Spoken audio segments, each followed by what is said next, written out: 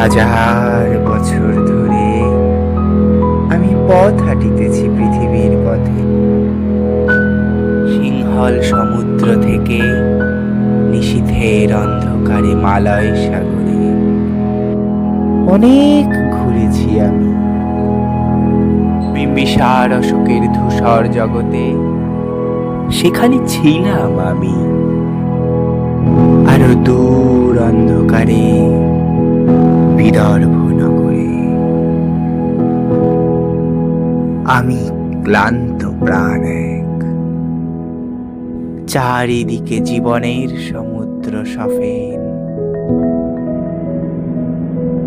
আমারে দুদণ্ড শান্তি দিয়েছিল নাটোরের বনলতা সেন।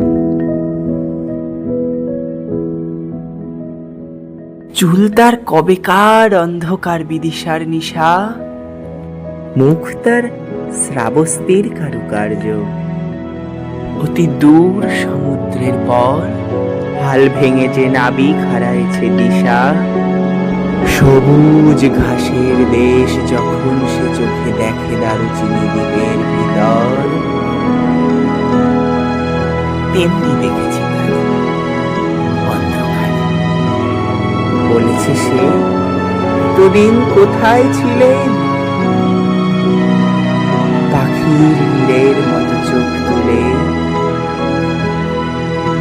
নাটোরে বনলতা সেন।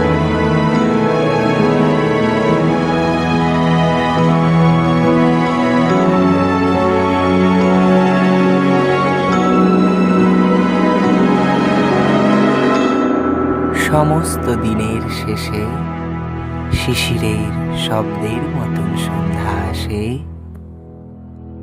ডানার রৌদ্রের গন্ধ মুছে ফেলে চিল।